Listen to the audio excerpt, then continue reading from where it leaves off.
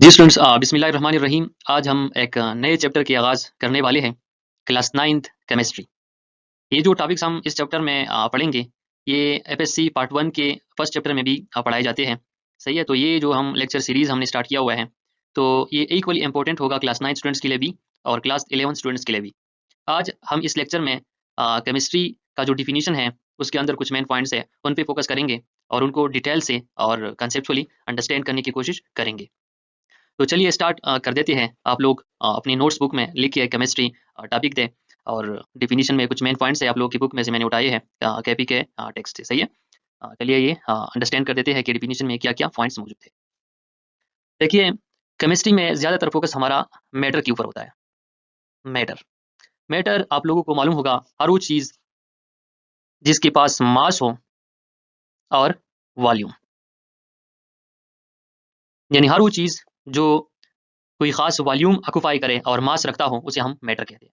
तो केमिस्ट्री में हम मैटर के स्ट्रक्चर को पढ़ते हैं, स्ट्रक्चर ऑफ मैटर। सही है? कंपोजिशन ऑफ मैटर हम पढ़ते हैं केमिस्ट्री में। दूसरा पॉइंट ये है, प्रॉपर्टीज ऑफ मैटर पढ़ते हैं। फिर प्रॉपर्टीज में फर्दर टू टाइप्स हैं, फिजिकल प्रॉपर्टीज है। क्या है student? Physical and chemical properties.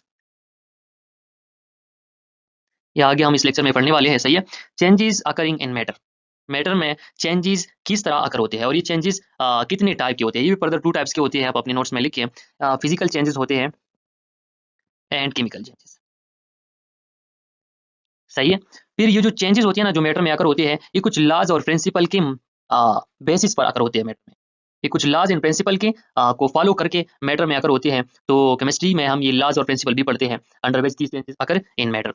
अब ऐसा करते हैं कि बारी-बारी जो मैंने 5 पॉइंट्स लिखे हैं, इनको बारी-बारी पढ़ते हैं और इनको अंडरस्टैंड करने की कोशिश करते हैं।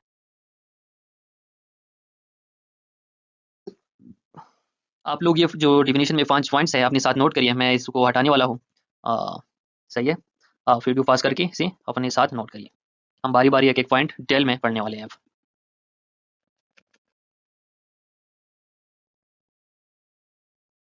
पहला आप लोग टॉपिक दें अब, composition of matter. What does mean by composition? Composition of matter.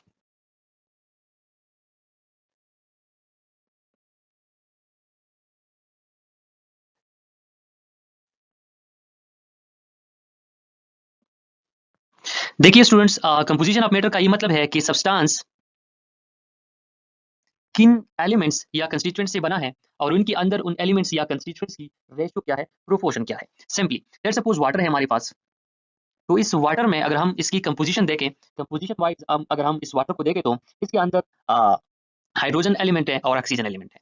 ये इसका कंपोजिशन हुआ, लेकिन इनकम्प्लीट कंपोजिशन हुआ क्योंकि हमने सिर्फ ये बताया कि इसके अंदर हाइड्रोजन और ऑक्सीजन है, प्रोपोर्शन नहीं बताया। तो कंपोजिशन के अंदर हमने प्रोपोर्शन भी बताना होगा कि इसके अंदर सर जी 2 हाइड्रोजन है और 1 ऑक्सीजन है, यानी इसके अंदर हाइड्रोजन और ऑक्सीजन का जो रेशो है वो 2:1 है। ये वाटर का कंपोजिशन हो गया। अगर मैं मिसाल टू टेबल साल्ट NaCl का, तो उसमें एक सोडियम है सर जी और एक क्लोरीन है, यानी दोनों 1:1 में मौजूद है। तो ये NaCl का कंपोजिशन हो गया।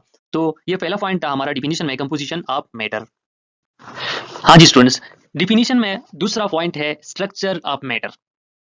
कंपोजिशन तो हमने देख लिया, अब स्ट्रक्चर ऑफ मैटर क्या है।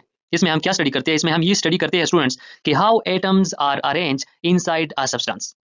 मतलब सब्सटेंस के अंदर ये एटम्स की अरेंजमेंट क्या है, कौन सा एटम किस एटम के साथ कनेक्ट है। फॉर एग्जाम्पल वाटर में हमने देख लिया कि एक ऑक्सीजन है और 2 हाइड्रोजन। अब ये वाटर का स्ट्रक्चर कुछ इस तरह से है कि एक ऑक्सीजन एटम, देखिए स्टूडेंट्स, एक ऑक्सीजन एटम 2 हाइड्रोजन के साथ कनेक्टेड है। ये जो हमने लाइन शो की है, ये लाइंस, ये बॉन्ड है। सही है? ये बॉन्ड है ऑक्सीजन और हाइड्रोजन के दरमियान। ये हम डिटेल में पढ़ने वाले हैं आगे, आगे चैप्टर्स में। केमिकल बॉन्डिंग एक चैप्टर आएगा, उसमें हम ये बॉन्ड्स वगैरह डिटेल से पढ़ेंगे।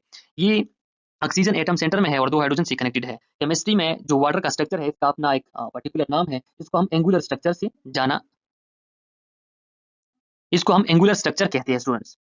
या आप लोग देख सकते हैं ये उल्टा वी शेप स्ट्रक्चर जैसा है, तो उसको वी शेप स्ट्रक्चर भी कहते हैं। वी शेप या बेन शेप भी इसका नाम है। तो ये स्ट्रक्चर है, यानी सिंपली स्ट्रक्चर में हम ये डिस्कस करते हैं कि एटम्स एक दूसरे से किस तरह अरेंज है।